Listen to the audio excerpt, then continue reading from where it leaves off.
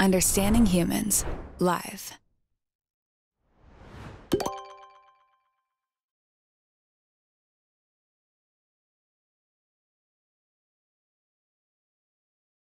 Donc je suis Romain Sambarino, le président, le fondateur d'Allomédia.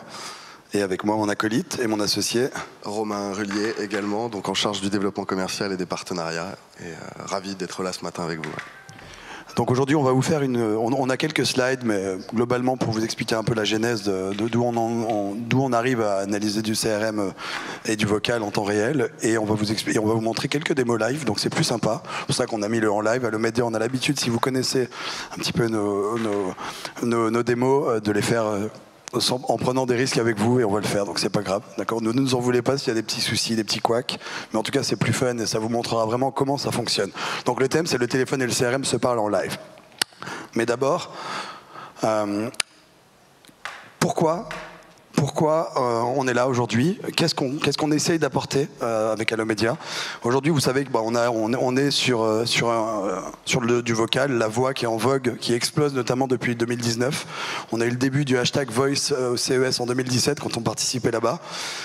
Et on voit que on est dans l'ère du vocal, du conversationnel. On voit les chatbots, on voit les callbots, on voit plein de choses arriver. On voit les visioconférences qui explosent avec le Covid. On voit que le vocal devient finalement le remote, une arme exceptionnelle, sauf qu'on voit qu'on est finalement peu équipé en data. Parce que si on prend juste sur les contact centers, on parle de 300 milliards d'appels vers les marques chaque année, appels entrants, qui finalement ne se traduisent pas en données fiables, en données récupérables pour pouvoir justement construire des cas d'usage, pour pouvoir apprendre, capter toute cette richesse dans les conversations. Et aujourd'hui, pourquoi c'est compliqué? Pourquoi on commence juste à en parler maintenant? Parce que depuis des années, des décennies, les moteurs de reconnaissance vocale, donc speech to text, généralistes sur le marché, n'ont jamais été conçus, ne sont pas adaptés pour du conversationnel spontané, donc une conversation entre plusieurs humains. Donc ça, c'est le premier problème. Le second, c'est que quand on parle d'environnement téléphonique, on est sur des environnements hyper bruités, hyper compressés autour du signal audio, et donc c'est pareil, c'est pas comme quand vous parlez à une Alexa ou à votre ordinateur ou à votre téléphone. Vous êtes dans un flux téléphonique embarqué sur des codecs téléphoniques qui compressent complètement la voix, et donc on parle de 8 kHz, et donc ça ne fonctionne pas bien. La deuxième raison, c'est que on parle aux entreprises quand on veut analyser les appels et qu'il y a du jargon, du vocabulaire qui évolue en permanence avec la marque, et que les moteurs généralistes n'ont pas non plus cette appréhension de pouvoir mettre à jour et de pouvoir personnaliser des modèles en permanence qui suivent l'évolution d'une marque ou d'une entreprise. Et la troisième raison, c'est qu'en plus de ça, on est dans du langage spontané où on sait qu'il y a énormément de données personnelles et complexes, des noms, des produits, des adresses, des épellations, plein de choses qui font que dans le langage spontané, ça fonctionne pas bien, et donc on arrive avec des taux d'erreur qui explosent et qui sont finalement trop élevés pour pouvoir acheter cette donnée, pouvoir fiabiliser des cas d'usage et comprendre ce que dit le client, ce que dit l'agent, ou ce que disent les interlocuteurs au téléphone ou en conférence. Donc, avant de vous dire maintenant comment nous, Allomédia, pourquoi on est arrivé à ce constat, comment on est arrivé à ce constat-là, on a un parcours depuis 2011, donc Allomédia a été fondé en 2011. Au départ, on était dans les annuaires téléphoniques, comme les pages jaunes, donc rien à voir avec ce que je vous montre là, enfin si, le téléphone, puisqu'on était annuaire téléphonique. Et notre premier métier, c'était de mettre du call tracking, de commencer à traquer les appels que nos plateformes généraient. Allomedecin.fr, allocommerçant.fr, on avait une trentaine d'annuaires téléphoniques, et on voulait traquer les appels qu'on envoyait vers les professionnels. Et petit à petit, on voulait vendre les appels, on voulait amener des modèles à la performance, donc c'était très marketing oriented. Et on avait un problème, c'est qu'on n'arrivait pas à voir la valeur qu'il y avait dans les appels pour nos commerçants, nos artisans, ainsi de suite. Donc on a commencé à enregistrer les appels, avec un avertissement sonore bien entendu, et à rentrer petit à petit dans l'analyse de la conversation, pour être certain que finalement on envoie bien un lead vers un pro et pas un démarchage commercial, pas une recherche de stage ou d'emploi, parce qu'il y en avait énormément sur les annuaires, vous pouvez imaginer. Donc ça vient de là. Donc on a commencé un premier pivot en 2013-2014 vers ce modèle-là. Et finalement, on est allé un peu plus loin que ça. On a commencé à mettre en place des systèmes de numéros tournants, de tracking. Donc ça nous permettait de savoir de faire le lien entre le parcours digital et le contenu de la conversation et la qualité du lead au téléphone. Et on a lancé le cookie vocal 2 ans après, en 2016. On a été connu pour le cookie vocal, certainement, si ça vous parle, si vous connaissez un peu Allomédia.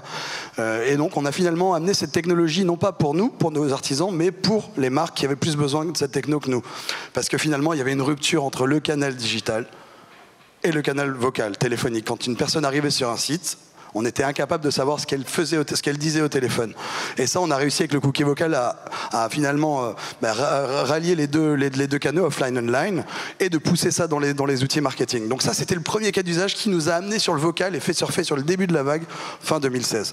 En 2017, on a levé 10 millions, on a accéléré, on a commencé à investir dans une équipe, parce que finalement, on avait quand même des problématiques, c'est que on avait une qualité de reconnaissance vocale. Au début, on essayait de tester des moteurs sur le marché qui fonctionnaient très mal. On avait un mot sur 2 erroné au téléphone dans nos transcriptions, donc c'était trop faible. Donc on a décidé de recruter des chercheurs en reconnaissance automatique de la parole en 2017 qui viennent du LIUM, un des plus grands labos de recherche sur la reconnaissance vocale qui est basé au Mans. Donc on a installé notre R&D au Mans, on a recruté des chercheurs en sciences du langage spontané. Il nous fallait des experts sur le spontané, humain à humain, quand on se parle naturellement, et sur la reconnaissance automatique de la parole.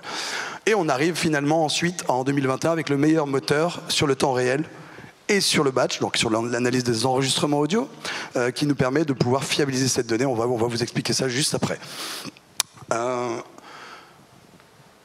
Romain ?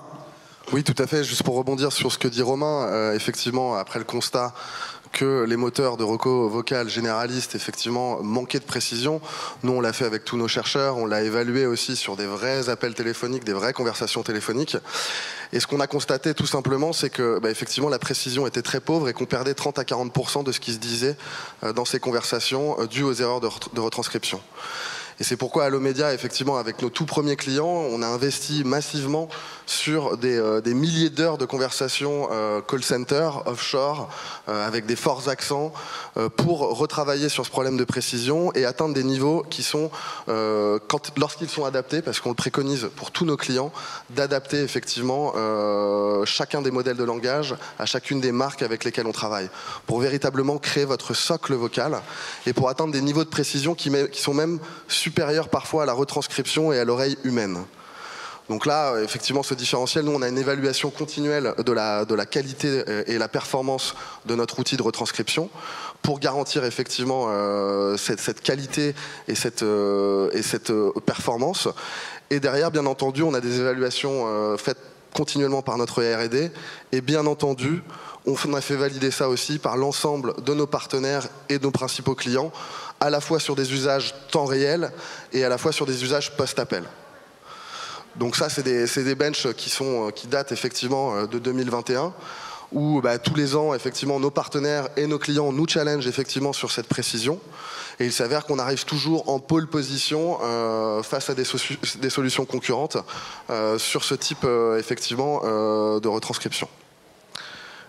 Je ne sais pas si tu veux rebondir. Non, mais exactement. Et aujourd'hui, on parlait, comme vous l'avez vu sur la courbe, d'un gap de 2,5 à 3 fois plus précis. Mais finalement, c'est un impact énorme sur la compréhension. C'est bien de transcrire des conversations, mais qu'est-ce qu'on veut en faire? On veut comprendre, on veut construire des cas d'usage, on veut comprendre la frustration d'un client, pourquoi le client n'achète pas son produit, on veut comprendre pourquoi le client va résilier, on veut comprendre pourquoi l'agent n'a pas dit ça, et qu'il faut peut-être améliorer une certaine partie de sa formation et l'axer sur certains items. Donc tout ce qui va être compliance, conformité, donc tous ces sujets, finalement, si on a des erreurs dans la transcription, on va avoir énormément de faux positifs, énormément d'erreurs dans l'analyse qu'on va en faire. Donc on arrive à 95% sur le français, on est à 92% en moyenne sur les autres langues, espagnol et anglais. Aujourd'hui, on est sur ces 3 langues. On va travailler sur l'allemand et sur l'italien dans les 12 prochains mois, avec toujours la même hargne sur ce taux d'erreur. C'est notre vraie mission. La première mission d'Allomedia, c'est de fiabiliser cette donnée. Arrivé à 95%, ça y est, on ouvre toutes les possibilités, ou presque, et je vais en venir juste après, sur les cas d'usage qu'on peut appliquer en temps réel pour venir assister un agent, pour venir assister à améliorer l'expérience client sur tout le parcours téléphonique. Les callbots, c'est du temps réel. Quand on parle, on transcrit, on analyse, on synthétise, ainsi de suite, et on répond. Et sur l'analyse d'une conversation, on va pouvoir aider l'agent à finalement, petit à petit, décoller ses mains du clavier, l'aider à se concentrer sur une empathie, une écoute active. C'est notre objectif. Et on s'est dit, on a franchi cette première grande étape. C'est super, 4 ans de R&D, on a investi beaucoup d'argent, on a évangélisé le marché, qui s'accélère depuis maintenant 2019, tant mieux pour nous, mais on a résisté à beaucoup de tempêtes aussi. Et finalement, on se dit, au-delà de on a fiabilisé la donnée vocale, la donnée conversationnelle téléphonique, ça y est, première mission accomplie. Maintenant, comment on va chercher ces quelques pourcents dans la transcription, dans le taux d'erreur qui nous manque? Et donc, il y a une citation que j'aime beaucoup. Oui ? Si tu veux, bien sûr, pas de problème. Merci. Bonjour. C'était pour savoir, j'imagine que le batch c'est plus précis que le live en général. Alors on a vraiment un écart de 1 en moyenne entre 0,5 et 1,2%. C'est très très léger. Parce qu'on a moins de prédictions finalement dans le document. Ouais. Comme c'est du temps réel qui arrive, on ne peut pas prédire l'avenir. Quand on a un document complet, il y a de l'UNLU qui vient un petit peu travailler par-dessus et corriger certaines choses. Ok, super. Voilà. Merci. Mais c'est quasiment, aujourd'hui, nos travaux sont que concentrés sur le temps réel, on va en venir. Donc, il y a une citation quand je disais, donc on a fiabilisé première grande étape, donc ça y est, on peut faire plein de choses géniales, en temps réel, en batch, sur vos enregistrements audio, sur du SVI, sur du callbot, sur de l'humain, sur de la conversation humaine. Mais il y a une citation de Mark Twain que j'adore, qui est de dire, le bon mot peut être efficace, mais aucun mot n'a jamais été aussi efficace qu'une pause bien dosée. Donc ça veut dire que finalement, dans une conversation, au-delà de la transcription, au-delà des mots, au-delà d'une excellente transcription, il y a plein de choses. Il y a des émotions, il y a des frustrations.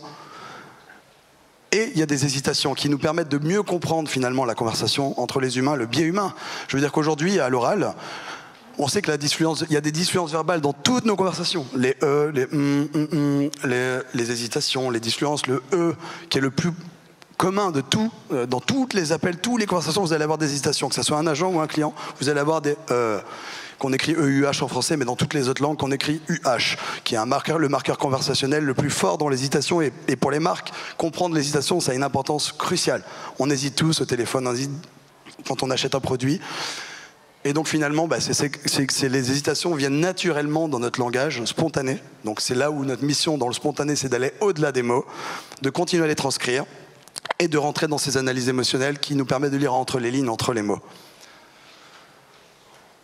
Donc on a lancé E-Live, donc vous voyez que le marqueur conversationnel, vous l'avez compris, du E, de l'hésitation. Maintenant, si vous voyez le U et le H, vous pouvez vous dire c'est l'hésitation.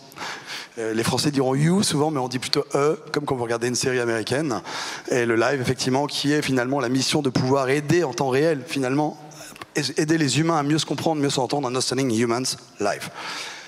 Donc c'est notre API qu'on a ouvert. Donc je vous parlais du cookie vocal en 2016-2017. On a maintenant, depuis 2021, lancé, septembre 2021, E-Live, qui est notre plateforme APIisée 100% ouverte, qui maintenant permet de donner à tout le monde, d'accéder à tout le monde à cette technologie-là, qui permet à la fois de pouvoir être utilisé pour construire des assistants vocaux en utilisant la meilleure brique de transcription qui permettent vraiment de comprendre des interactions avec un taux de transcription en libre langage, avec des données complexes, et on va revenir juste après sur le CRM, et bien entendu de pouvoir l'analyser des flux ou des enregistrements conseillers clients, de pouvoir analyser et construire des cas d'usage là-dessus. Romain, je vais te donner la main maintenant sur la partie complexe. On parlait des hésitations, des émotions, mais dans les 4-5% qui nous manquent, il y a toutes ces données finalement où on va épeler des noms, des prénoms, des adresses, des codes, plein de choses qui sont compliquées, qui ne marchent pas dans un modèle générique. Parce que quand vous avez, je prends un exemple d'e-commerçant avec des centaines de milliers de produits au catalogue, vous ne pouvez pas ressortir ça naturellement.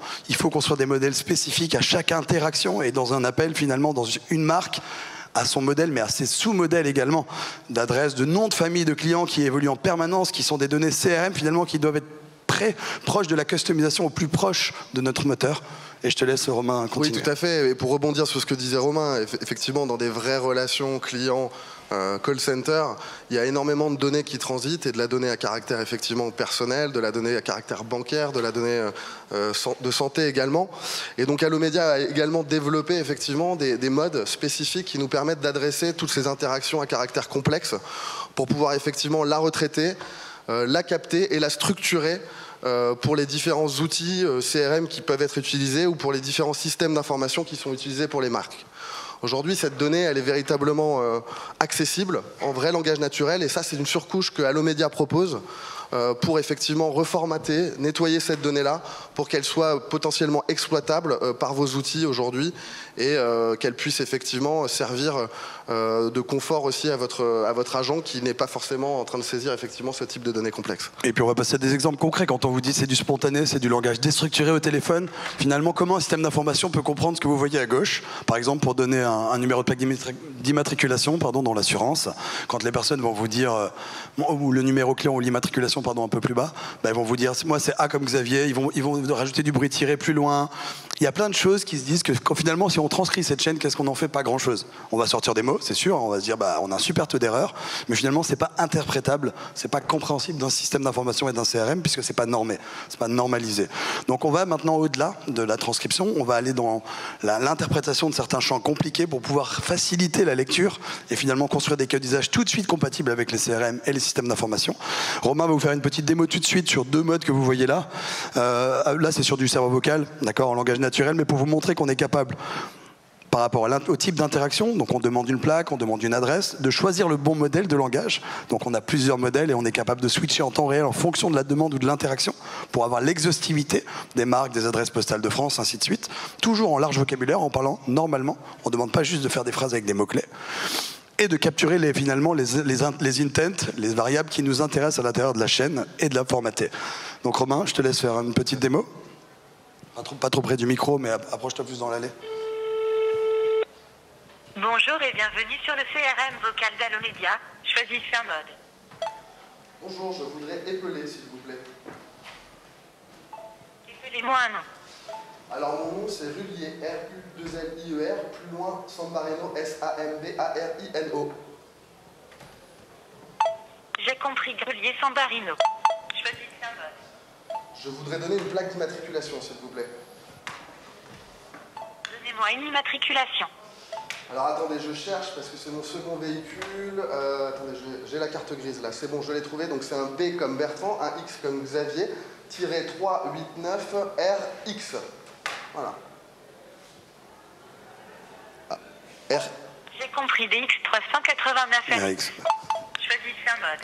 Voilà Romain, on peut s'arrêter là déjà. Donc ça vous montre que finalement, les interactions avec un être humain comme avec un robot, finalement on s'adapte. C'est-à-dire qu'on ne va pas changer la manière à l'humain de s'exprimer, de parler. On reste dans du langage spontané.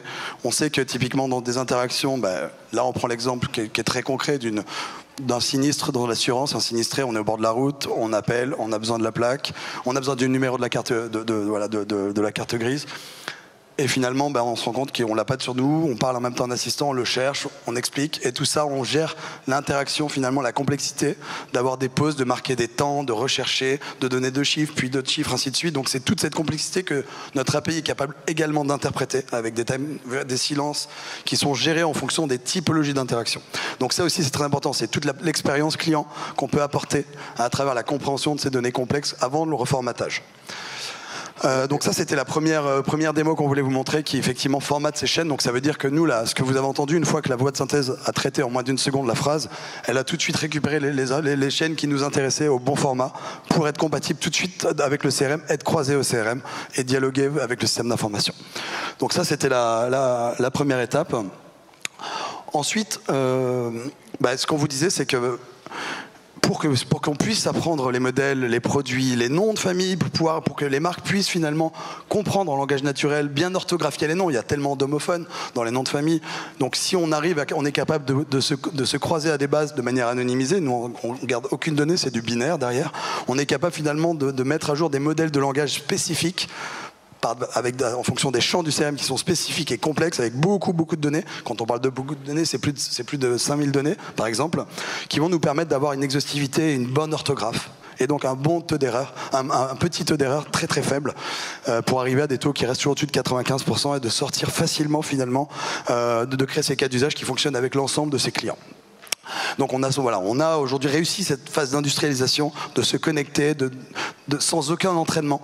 Avant, il nous fallait 2 mois pour personnaliser un modèle, ça prenait beaucoup de temps, ça coûtait cher à une marque. Aujourd'hui, ça se branche tout seul, il n'y a pas besoin de linguiste, on envoie du vocabulaire, des expressions, des phrases, où on se connecte à une base CRM pour apprendre, et c'est 30 minutes pour créer un graphe. Voilà, c'est ce qu'on a réussi à faire, et aujourd'hui on a 4 brevets aux États-Unis, dont un qui, en fonction du contexte, permet de faire un switch en temps réel du modèle de langage. Quand un agent dit « Quelle est votre adresse, monsieur ?», en 0,1 seconde, on est déjà sur le modèle adresse pour avoir l'exhaustivité des adresses.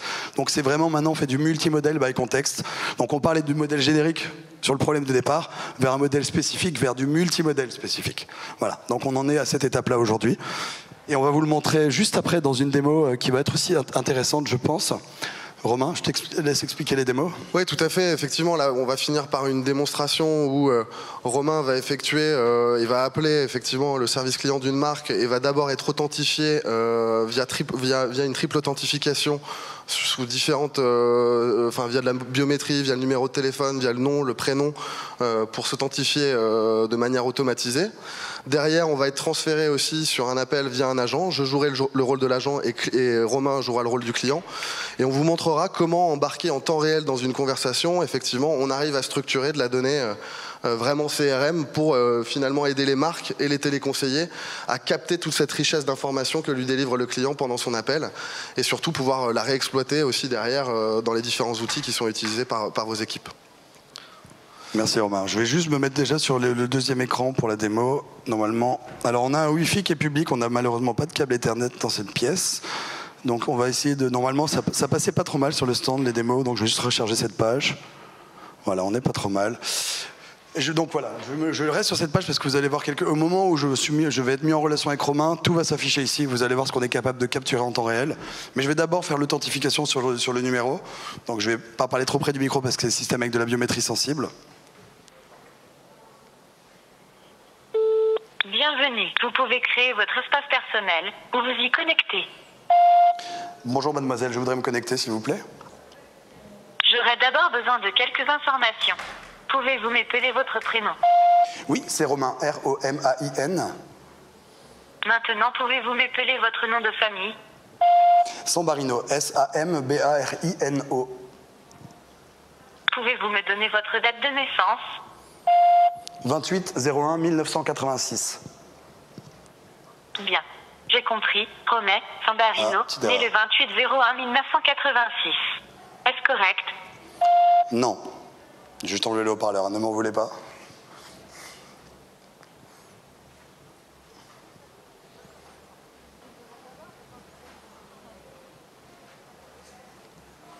R-O-M-A-I-N.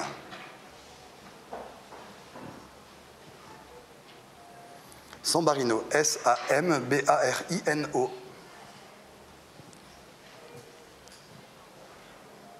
28-01-1986. Espérons que c'est bon. Compris. Romain Sambarino, né le 28-01-1986. Est-ce correct? Absolument, mademoiselle. Parlez maintenant pendant 8 secondes. Là, c'est de la biométrie, là. Identification même. Oui, alors vous me demandez de parler, alors je parle pour m'authentifier, pour vérifier si la voix correspond à mon empreinte et à celle de mon numéro de téléphone. Donc je parle pendant 8 secondes dans une salle en pleine démo live. Bravo. Merci Romain Sambarino. Vous êtes parfaitement authentifié sans aucune erreur avec le score de 303. Vous êtes maintenant connecté à votre espace personnel. Romain, vous pouvez parler à un conseiller, payer avec votre carte ou supprimer votre espace. Je voudrais simplement parler à un conseiller, s'il vous plaît. Donc là, ça va transférer vers Romain. Vous devrez voir des choses à l'écran au moment où ça décroche. Il va reposer des questions personnelles. Hein. C'est juste pour vous montrer l'authentification, même vocalement avec un conseiller, même si je l'ai déjà faite au téléphone. Hein. Ça devrait à un moment pousser.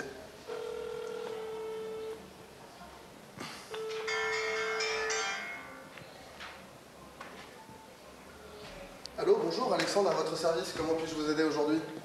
Oui, bonjour monsieur, je suis Romain Sambarino, ça s'écrit S-A-M-B-A-R-I-N-O et je vous appelle parce que j'ai effectué sur le site de la Poste ces 2 jours juste une commande et je voudrais la régler avec vous par carte bancaire au téléphone si c'était possible. Très bien, pas de problème monsieur, je vais avoir besoin de confirmer votre identité. Pour ça, je vais vous poser 2-3 petites questions. Notamment, j'aurais besoin effectivement de votre date de naissance ainsi que votre adresse email, s'il vous plaît. Bien sûr. Écoutez, ma date de naissance, donc je suis né le 28 janvier 86. Mon adresse email, c'est r.sambarino@gmail.com. D'accord, très bien, merci, c'est bien noté. Est-ce que vous pourriez me confirmer votre adresse postale également, s'il vous plaît, monsieur? Oui, 19 rue de la Liberté à Suresnes, 92 120. Très bien, c'est bien noté. Bah, écoutez, on va pouvoir procéder effectivement au paiement. Je vois actuellement un panier d'un montant de 243,32 €. C'est bien ça? Oui, c'est 243,32 €, tout à fait. Très bien, alors je regarde, monsieur, il va me falloir effectivement votre numéro de carte, ainsi que la date d'expiration et les 3 numéros qui se situent au dos, s'il vous plaît, monsieur. Alors attendez, je vais chercher une carte, hein, mais il n'y aura pas beaucoup d'argent pour la salle. Hein. C'est parti. Alors, monsieur, je cherche ma carte, monsieur.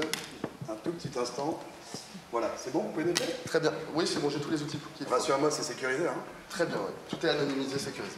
Ok, parfait, merci monsieur. Donc alors le numéro c'est le 41 72 82 98 21 16 59 01. Expire le 09 2024 et le cryptogramme 075.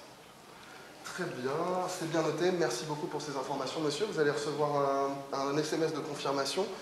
J'ai une ligne qui est notée qui est le 06 22 44 51 32. C'est bien ça? Non, je crois pas, non monsieur. Attendez, laissez-moi réfléchir. Non, ça c'est sur mon épouse. Je vous donne ma nouvelle ligne, c'est le 06 28 66 17 32. Voilà monsieur. Très bien, c'est bien noté. Bah, écoutez monsieur, je vous souhaite une très très belle journée. Écoutez, excellent, merci à vous monsieur. Très sympa, au revoir. Bon, voilà, vous voyez en temps réel qu'on est capable de comprendre beaucoup de choses.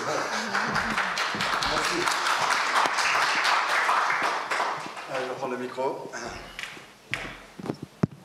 Voilà, donc ce que vous voyez, c'est qu'effectivement, on est embarqué en temps réel, vous voyez la vitesse, bon là on est en Wi-Fi, un petit peu de décalage, des petites erreurs, ça arrive, c'est normal, on est en plus sur un scénario un peu improvisé, mais globalement on vous montre exprès, on prend des données personnelles pour vous montrer finalement comment ces données, on est capable de les traduire, comment on est capable de reconstituer des données de bancaires, des données... Donc là, tout ce que vous voyez en bleu, c'est des données forcément qu'on est capable d'enlever dans les enregistrements audio.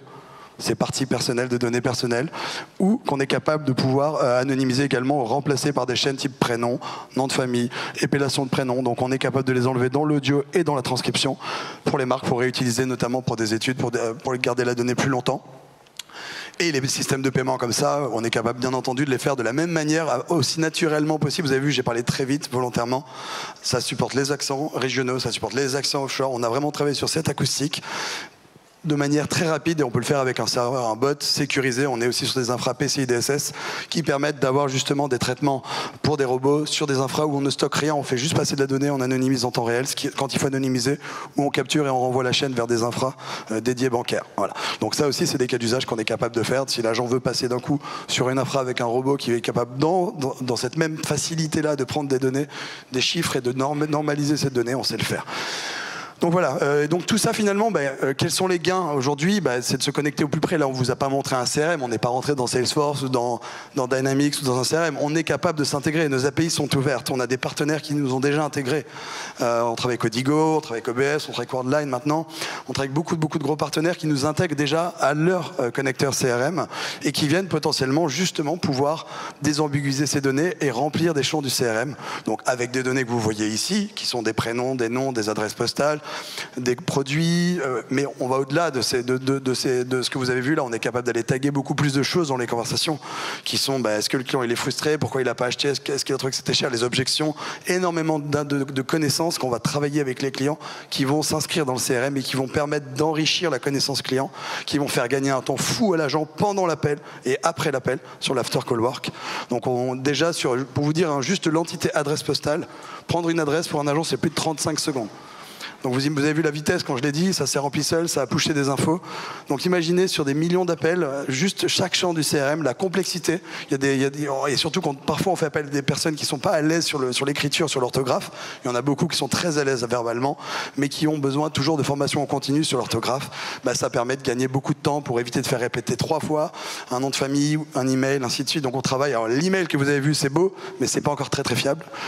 Vous avez vu la normalisation d'un email. En fait, il y a plusieurs étapes dans ce que vous voyez. J'ai bien dit romainr.sambarino@gmail.com. Un système de reconnaissance vocale, il vous écrit r.point.sambarino@, il écrit tout en lettres. Hein. C'est ça la reconnaissance vocale.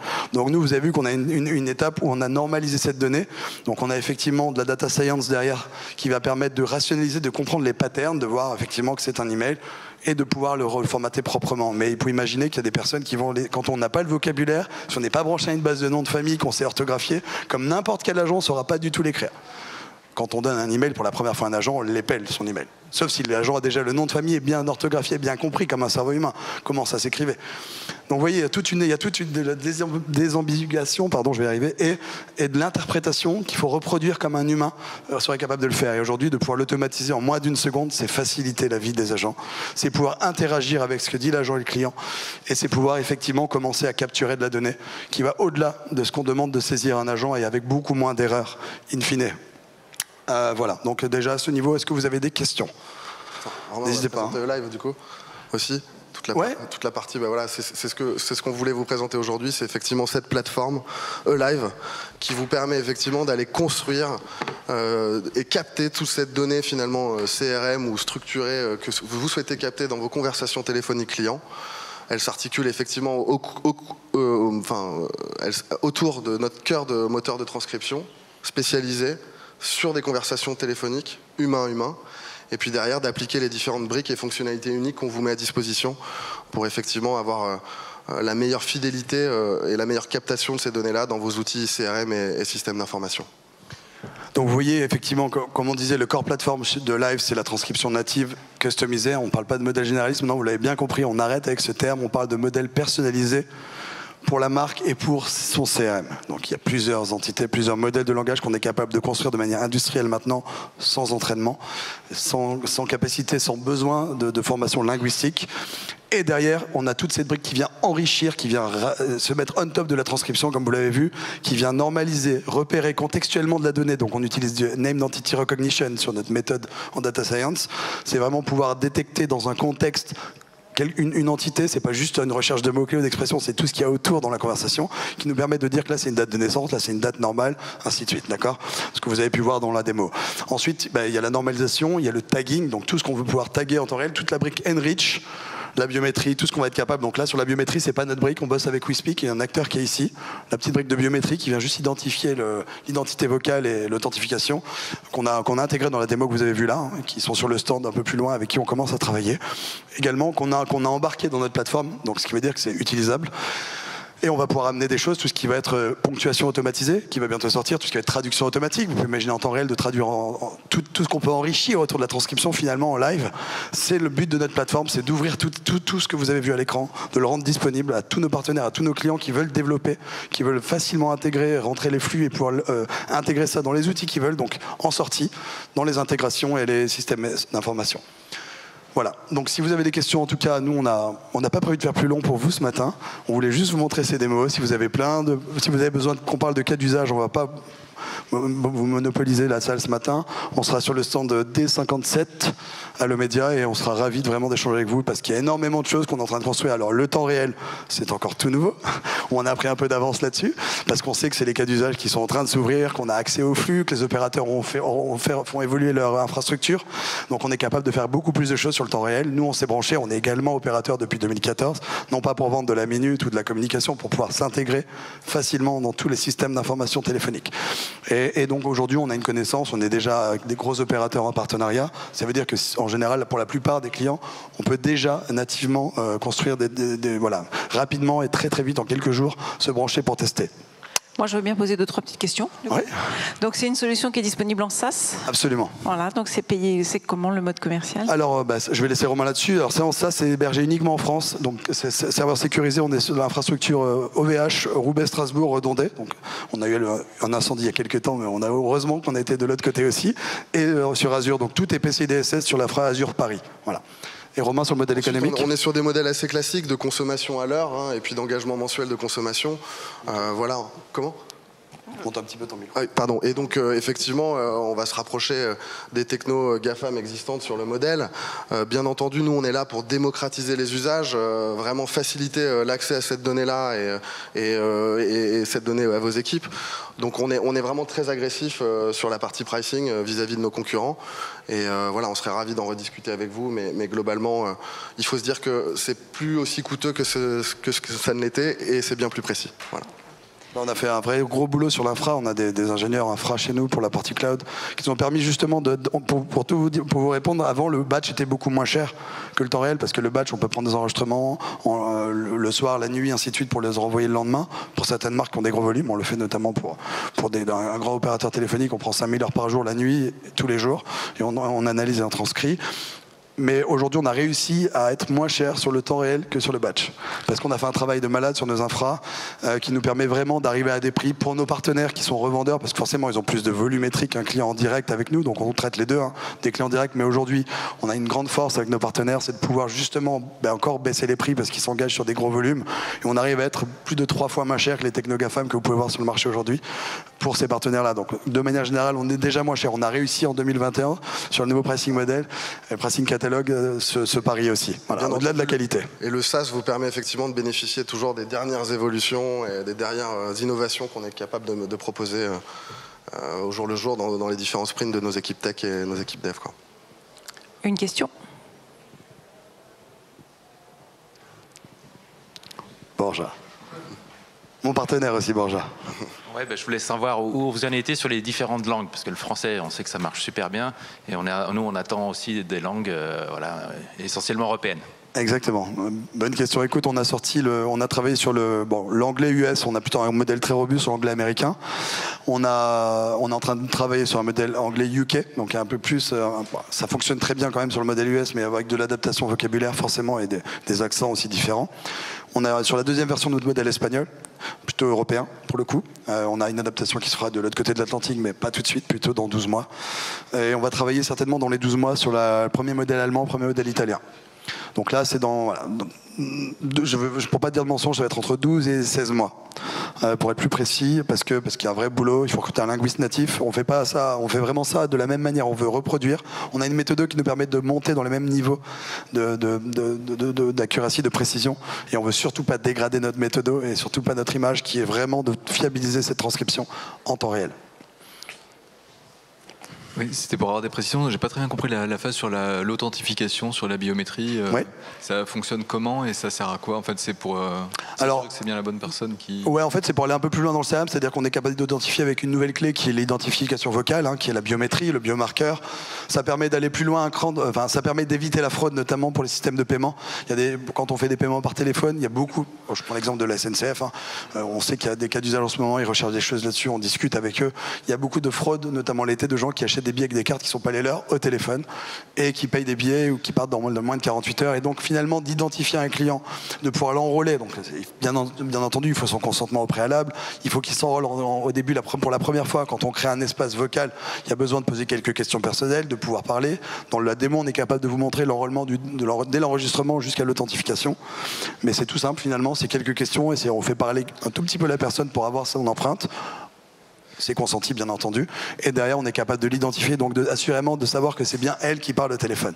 C'est simplement une authentification pour pouvoir payer automatiquement, pour amener sur des services un peu et qui évite forcément la fraude. Voilà. Puis ça permet c'est tout nouveau, la biométrie au téléphone. Donc là on est vraiment sur une phase d'authentification pour sécuriser effectivement la personne qui appelle l'agent, mais ça permet aussi à l'agent de gagner du temps et de préqualifier aussi un certain nombre d'informations. Donc là on l'a fait sur de la donnée d'identification, mais parfois, voilà, comme vous le voyez pour la plaque d'immatriculation, on va qualifier de la donnée en amont avant que l'agent prenne l'appel pour qu'il puisse récupérer et finalement se concentrer véritablement sur le problème du client. Toutes ces infos permettent de mieux qualifier. Quand on est sur du SVI, c'est vraiment mieux qualifié en fonction de toute la donnée qu'on va déjà amener dans le CRM et donc devant l'agent au moment où il décroche, et donc d'amener vers le bon agent, forcément par rapport à toutes les données et les infos qu'on va récolter en amont, qu'elles soient complexes ou non. Ou alors effectivement les callbots de self-carisation, automatiser une démarche branché au CRM avec des données aussi qui permettent de mettre à jour des choses et de répondre aux clients automatiquement avant de passer un agent. Voilà, donc c'est vraiment ce que vous avez pu voir, et j'imagine qu'il y a quand tous les agents sont indisponibles, donc ça permet de faire patienter tout en captant aussi de la donnée pour la ramener de manière plus précise aussi à l'agent. Ce qu'on fait notamment en ce moment avec Allianz, on va communiquer là-dessus Allianz France, on est en train de travailler sur des répondeurs vraiment plus intelligents quand ils sont en débordement. C'est vraiment quand c'est sur de la réclamation un peu touchy, c'est vraiment d'aller beaucoup plus finement dans la compréhension du client, qui est le client qui appelle, ce qu'il veut, pourquoi, et de pouvoir tout de suite prioriser par rapport au staff un nombre de personnes qui peuvent répondre rapidement. Voilà, donc c'est des choses qui nous permettent d'avoir plus de données, plus de connaissances au moment de l'appel, pendant l'attente.